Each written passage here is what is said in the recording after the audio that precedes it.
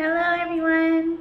In this video today, I will be talking about some advanced vocabulary words that we can use when we are describing how we feel and how we can put them into a sentence. So, number 1, love.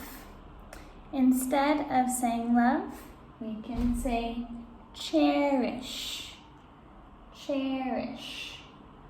I will always cherish my family.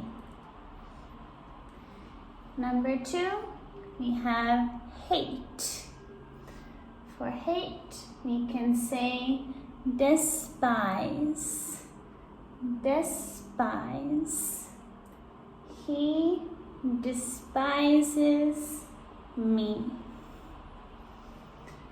Number 3, surprised. We can say astonished.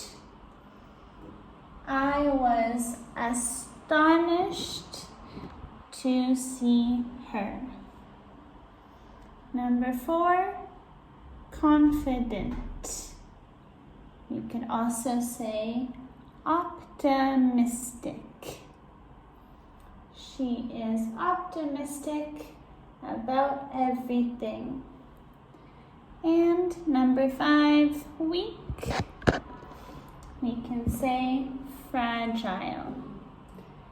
The baby is fragile.